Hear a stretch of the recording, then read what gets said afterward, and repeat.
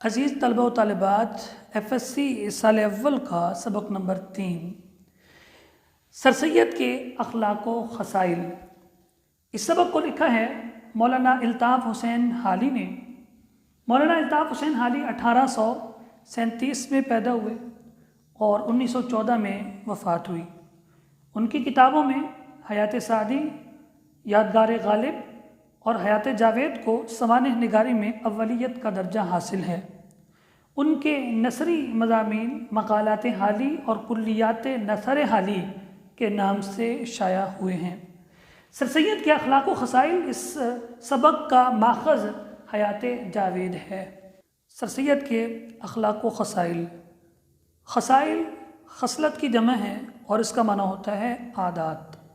اس سبق کا مرکزی خیال: سر سید احمد خان مہمان نواز اور خوش طبع تھے، دوستوں کو جان سے عزیز رکھتے تھے، جس کام میں لگ جاتے پھر لوگوں کی پرواہ نہ کرتے، قوم کی فلاح کے لیے آخری دم تک کوشاں رہے۔ آپ اپنی اپنی کتابیں نکالیں اور میں سبق پڑھوں گا، آپ نے توجہ سے سننا ہے۔ مشکل الفاظ کے معنی بھی ساتھ ساتھ بتاتا جاؤں گا، آپ مشکل الفاظ کے معنی نوٹ کرتے جائیں گے۔ سر سید کے اخلاق و خصائل۔ دوستوں اور مہمانوں سے ان کا دسترخوان بہت کم خالی ہوتا تھا۔ جس دن کوئی مہمان نہ آتا وہ کھانا کھاتے وقت بشاش نہ ہوتے تھے، خوش نہ ہوتے تھے، اور جس دن زیادہ مہمان ہوتے اس دن ان کے گھر عید ہوتی تھی۔ کھانوں میں زیادہ تر تعدد اور تلون نہیں ہوتا تھا۔ تعدد کہتے ہیں تعداد کی زیادتی کو، اور تلون کہتے ہیں رنگا رنگی، یعنی بہت زیادہ قسم کے کھانے نہیں ہوتے تھے مگر کھانا عموماً عمدہ ہوتا تھا۔ کھانوں کی تعداد تو کم ہوتی تھی لیکن شاندار ہوتا تھا۔ اگر کسی موقع پر کھانا عمدہ نہیں ملتا تو جیسا مل جاتا خوشی سے بغیر ناک منہ چڑھائے سیر ہو کر کھا لیتے تھے، پیٹ بھر کے کھاتے تھے۔ فصل کی ترکاریاں یعنی موسم کی سبزیاں اور فواکہ یعنی پھل، خصوصاً آم اور خربوزے نہایت پسند تھے، مرغوب تھے۔ سنا ہے کہ پہلے خوراک زیادہ تھی مگر بڑھاپے میں بہت گھٹ گئی تھی، البتہ کھانا کھانے کے کوئی پاؤ سیر دودھ دونوں وقت بلا ناغہ پی لیتے تھے۔ کب پیتے تھے؟ کھانا کھانے کے بعد پیتے تھے۔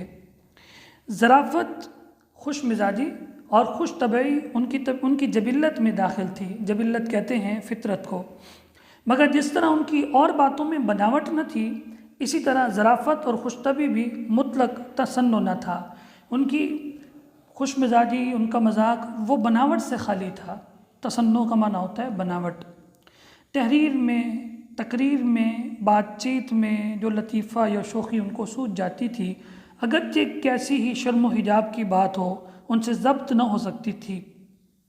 یہ سر سید احمد خان کا ایک مزاج تھا، بہت زیادہ ہارڈ ورکر تھے، لیکن یہ کہ وہ اپنے کولیگز کے ساتھ اور ماتحت کے ساتھ ایسے رہتے تھے کہ اگر کوئی مذاق کی بات آ جاتی چاہے وہ کتنی ہی شرم والی ہوتی وہ کر جاتے تھے، اس سے پھر ماحول اچھا ہو جاتا تھا اور سارے خوش رہتے تھے۔ مگر ایک امر کے بیان کرنے کا خدا نے ایسا سلیقہ دیا تھا کہ کوئی بھی بات تہذیب کی حد سے متجاوز نہ ہونے پاتی تھی۔ متجاوز کا مطلب ہوتا ہے کراس کرنا، یعنی وہ تہذیب کے اندر ہی رہتے تھے۔ مطالعہ کی عادت ابتدا سے ان کی رفیق کار رہی۔ سر سید کا مطالعہ نہ صرف دل بہلانے یا عبارت کا لطف اٹھانے کے لیے ہوتا تھا اور نہ کتاب دانی کی غرض سے، جیسا کہ مدرس اور طلبہ کتاب کے ایک ایک لفظ اور جملے کی تراکیب پر غائر نظر کرتے ہیں، یعنی گہری نظر کرتے ہیں، بلکہ ان کا مطلب صرف مصنف کے خیالات سے اطلاع حاصل کرنا ہوتا تھا، جو بات کتاب میں ان کے کام کی ہوتی تھی ان پر پینسل سے نشان کر دیتے تھے، اور اگر کوئی مضمون کسی اخبار میں کام کا ہوتا تھا اس ورق کو الگ کر کے ہو جائے گا۔ خطوں کا جواب دینے میں وہ نہایت فیاض تھے، یعنی سخی تھے۔ جو خط پانی پت سے علی گڑھ بھیجا جاتا ہے، اب اس میں علی گڑھ آ گیا، ایسے ہی جو الفاظ آئیں گے ان کی میں الگ سے وضاحت کروں گا وائٹ بورڈ پر انشاءاللہ۔ اگر وہاں پہنچتے ہی اس کا جواب لکھا جائے تو تیسرے دن وہاں سے جواب آ جاتا ہے۔ مجھے یاد نہیں پڑتا کہ میرے خط کا جواب چوتھے دن آیا ہو یا بالکل نہ آیا ہو، جبکہ ان کا برتاؤ ہم لوگوں کے ساتھ یہ تھا تو دیکھنا چاہیے کہ اپنے خاص دوستوں اور ہم سروں اور ہم رتبہ لوگوں کے ساتھ کیسا ہوگا۔ یعنی ہم سروں اور ہم رتبہ، ہم سر ہم عصر کو کہتے ہیں، ان کے ساتھ کے جو ان کے زمانہ کے جو تھے، ان کے دوست وغیرہ، اور علم میں جو ان کے برابر تھے ان کے ساتھ ان کا کیسا سلوک ہوگا۔ محنت اور جفاکشی کی قابلیت بھی، جفاکشی کا مطلب بھی محنت کرنے کو کہتے ہیں، جیسے جفاکش اسے کہتے ہیں جو بہت زیادہ محنت کرتا ہے، جفاکشی محنتی۔ جفاکشی کی قابلیت بھی سر سید کے خاص اور صاف میں سے تھی، قطع نظر اس کے کہ ابتدا سے ان کو کام کرنے کی عادت رہی۔ ان کے قوا میں فطرتاً مشکلات کے برداشت کرنے اور کسی کام سے ہمت نہ ہارنے کی لیاقت اور استعداد رکھی گئی تھی۔ یعنی ان کی طبیعت میں ہی یہ استعداد اور صلاحیت تھی کہ وہ مشکل کام کر سکتے تھے، اور ظاہراً ان کی غیر معمولی ذہانت بھی ان کے دائمی یعنی ہمیشہ کے غور و فکر اور دماغی محنت کا نتیجہ تھی، کیونکہ بچپن میں جیسا کہ خود سر سید کے بیان سے معلوم ہوا ہے وہ باعتبار ذہانت اور جودت کے اپنے ہم چشموں میں کچھ زیادہ امتیاز نہ رکھتے تھے۔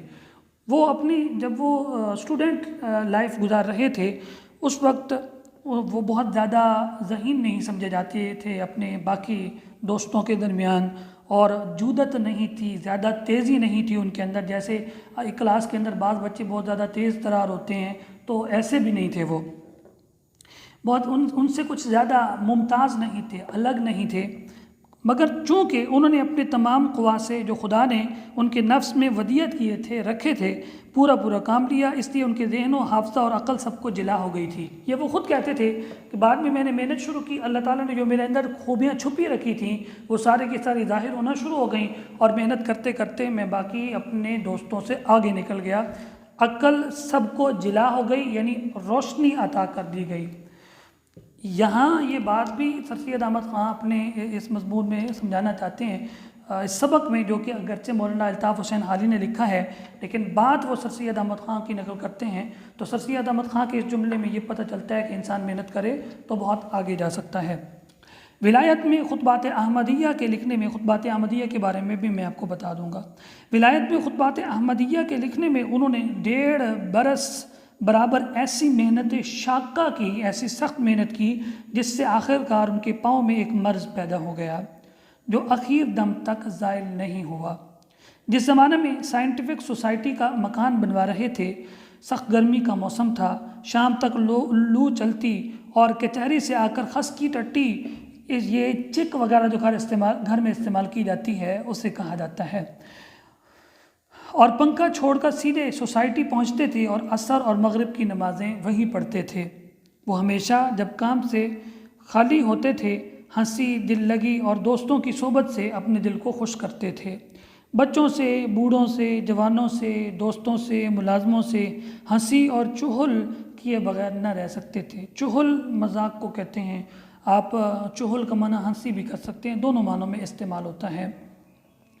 یہی زندہ دلی تھی جو ان سے سخت محنت کراتی تھی، اور تکان اور ماندگی، تھکان کو کہتے ہیں، اور ماندگی پریشانی کو بھی کہتے ہیں، کسل کو بھی کہتے ہیں، کسل سستی کو کہتے ہیں۔ تو آپ یہ کہہ سکتے ہیں تھکان اور ماندگی، تھکاوٹ اور سستی، اور ملال و کلال، رنج و غم کو کبھی پاس نہ آنے دیتی تھی۔ بعض اوقات ان کے ماتحت یا ملازم جن سے بے تکلف تھی ان کو ایسا جواب دیتے تھے جس سے انہیں شرمندہ ہونا چاہیے تھا، مگر وہ کبھی برا نہ مانتے تھے بلکہ خوب کہے لگاتے تھے اور خوش ہوتے تھے۔ غرض ہے کہ سر سید نے تاب مقدور یعنی حد الوسع کبھی رنج و غم کو پاس نہیں آنے دیا۔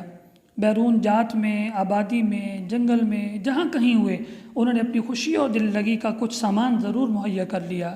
وہ اپنی باتوں سے نہ صرف بڑوں کو بلکہ بچوں کو بھی تسخیر کر لیتے تھے، اپنا بنا لیتے تھے، یہاں تک کہ جو وحشت بچوں کو بڑے بوڑھوں کی صحبت سے ہوتی تھی وہ ان میں باقی نہ رہی تھی۔ جیسے عام طور پہ بچے بزرگوں سے گھبراتے ہیں کہ کہ وہ صرف نصیحتیں کرتے رہیں گے، تو بچے ان کے قریب آتے تھے، ان کے پاس رہتے تھے، ان کے مزاج کی وجہ سے ان کے اندر سے وہ خوف ختم ہو گیا جو عام طور پہ بچوں کو بڑوں سے ہوتا ہے۔ راست بازی یعنی سچائی اور وہ تمام اوصاف جو ایک راست باز، ایک سچے آدمی میں ہونے ضروری ہیں، جیسے صدق مودت، دل کی سچائی، حمیت، حوصلہ، دلیری اور آزادی وغیرہ اس شخص کی خصوصیات میں سے تھے۔ اس شخص نے آ کر سچ پوچھیے جو اپنی آزادانہ تحریروں سے اردو لٹریچر میں آزادی اور سچائی کی بنیاد ڈال دی۔ اس نے لوگوں کو مجبور کیا کہ سچ بات کہنے میں کسی کی طعن و ملامت سے نہ ڈریں۔ جو بات اس کو حق معلوم ہوئی، اس کی کہنے میں کبھی اس بات کا خیال نہیں کیا کہ دنیا میں کوئی دوسرا شخص بھی اس بات میں اس کے ساتھ اتفاق کرنے والا ہے یا نہیں۔ اس بات کی پرواہ کیے بغیر وہ بات کر دیتے تھے۔ سر سید کو کوئی بات اس سے زیادہ شاک نہیں گزرتی تھی، باعث تکلیف نہیں ہوتی تھی کہ ان پر راست بازی کے خلاف کوئی الزام لگایا جائے کہ یہ شخص فی الواقع یعنی حقیقت میں راست بازی کو اپنا دین و ایمان سمجھتا تھا۔ سر سید جیسے خود راست باز تھے، اسی طرح راست بازوں کی دل سے قدر کرتے تھے۔ دوسرے محبت اور التفات کا مادہ، التفات کا مطلب ہوتا ہے کسی کی طرف مائل ہونا، التفات کا مادہ سر سید میں معمولی آدمیوں سے بہت زیادہ تھا۔ التفات کا مطلب توجہ کرنا بھی ہوتا ہے، اور محبت اور التفات کا مطلب یہ بھی آپ کر سکتے ہیں دوسروں پر شفقت کرنا، دوسروں پر مہربانی کرنا۔ اس لیے ان کے تمام تعلقات میں محبت کا ظہور بدرجہ غایت پایا جاتا ہے۔ سر سید کو ہمیشہ اپنے کنبے کے ساتھ حد سے زیادہ لگاؤ رہا ہے۔ بھائی کی موت کا صدمہ ان کو 20 برس تک نہیں بھولا۔ سنا ہے کہ ان کے عزیز ان کے سامنے بھائی کا ذکر اس لیے نہیں کرتے تھے کہ ان کا داغ تازہ ہو جائے گا، ان کا زخم تازہ ہو جائے گا۔ بہت مدت کے بعد ان کی بھتیجی کے منہ سے باپ کا کچھ ذکر نکل گیا تھا۔ بھتیجی یعنی جس کی وہ بیٹی تھیں، کیونکہ ان کے بھائی فوت ہو گئے تھے، تو وہ بھتیجی یتیم تھیں، ان کے منہ سے باپ کا کچھ ذکر نکل گیا۔ سر سید کی حالت ایسی متغیر ہو گئی، اتنی تبدیل ہوئی کہ گویا آج ہی بھائی کا انتقال ہوا ہے۔ اپنی والدہ کے ساتھ جیسی ان کو وابستگی تھی ایسی بہت ہی کم سنی گئی ہے، اور جیسی کہ وہ جوانی میں اطاعت و فرمانبرداری کرتے تھے اور ان کے غصے اور خفگی کو یعنی ناراضگی کو برداشت کرتے تھے، اسی طرح بچے بھی اپنے ماں باپ کا کہا نہیں مانتے۔ جیسے وہ بڑے ہو کر اپنی والدہ کا بالخصوص احترام کرتے تھے، اور اپنے والد کا اتنا احترام بچے بھی نہیں کرتے۔ اپنے وطن کے ساتھ ہر شخص کو عموماً الفت و موانست ہوتی ہے، پیار محبت ہوتا ہے۔ الفت کا مطلب ہوتا ہے محبت، اور انس کا مطلب بھی محبت ہوتا ہے، مگر سر سید کی محبت اپنے وطن کے ساتھ عجیب طرح کی تھی۔ گو بظاہر سر سید نے دلی ہمیشہ کے لیے چھوڑ دی تھی۔ ان کے آرٹیکلوں میں یا سپیچوں میں اور لیکچروں میں یا پرائیویٹ خطوں میں جہاں کہیں دلی کا ذکر آ گیا ہے، ان کا دل عمڈے بغیر نہیں رہا، یعنی ہمیشہ وہ بچپن کی یادیں اور جتنا عرصہ دلی میں گزارا وہ یادیں ان کے ساتھ رہیں۔ اگر غور کر کے دیکھا جائے تو سر سید کے دل میں قوم کی بھلائی کا خیال اور قومی ہمدردی کا جوش زیادہ تر دلی ہی کی تباہی اور بربادی نے پیدا کیا۔ سر سید جیسے ذکی الحس ذہین آدمی کے لیے یہ انقلاب ایک تازیانہ تھا، ایک سزا تھی۔ دلی کا سناٹا دیکھ کر ایسی چوٹ ان کے دل پر لگی جو رفتہ رفتہ اور آخر کار ناسور بن گئی، یعنی ایک ایسا زخم بن گئی جس کا علاج ہی ممکن نہیں تھا۔ ہمیشہ وہ پریشانی اور وہ دلی میں جو حالات گزرے وہ ہمیشہ ان کو یاد رہے۔ ابھی تک جو ہم نے سبق پڑھا اس میں چند مشکل الفاظ کے معنی میں نے آپ کو بتا دیے تھے۔ اب ایسے الفاظ جن کی کچھ تعریف زیادہ ہے، توضیحات آپ کہہ سکتے ہیں، ان کی وضاحت کرتے ہیں۔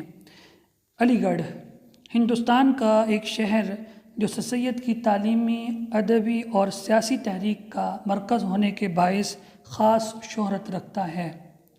سائنٹیفک سوسائٹی ایک تعلیمی، ادبی اور اصلاحی انجمن جسے سر سید نے 1863 میں غازی آباد میں قائم کیا۔ یہ سوسائٹی انگریزی کتابوں کے اردو تراجم کے علاوہ، ایک تو یہ کہ انگریزی کتابوں کے اردو تراجم کرتی ہے، اس کے علاوہ ایک اخبار علی گڑھ انسٹیٹیوٹ بھی شائع کرتی تھی۔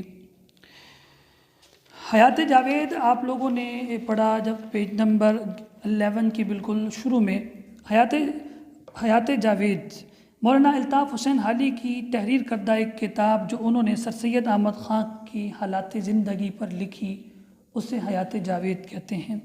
خطبات احمدیہ سر سید کی تحریر کردہ ایک کتاب ہے جو انہوں نے، ایک کتاب تھی دی لائف آف محمد صلی اللہ علیہ وسلم کے اعتراضات کے جواب میں لکھی ہے۔ سر سید کے بھائی جن کا بھی ہم نے ذکر پڑھا کہ ان کی بھتیجی نے تذکرہ کیا اور وہ ان کو پھر اپنے بھائی کا دکھ یاد آ گیا تو وہ بہت زیادہ ڈس ہرٹ ہو گئے تھے۔ ان کے بھائی کا نام سید محمد خان تھا، ان کا نام سر سید احمد خان اور ان کا نام سر سید محمد خان، صرف احمد اور محمد کا فرق تھا۔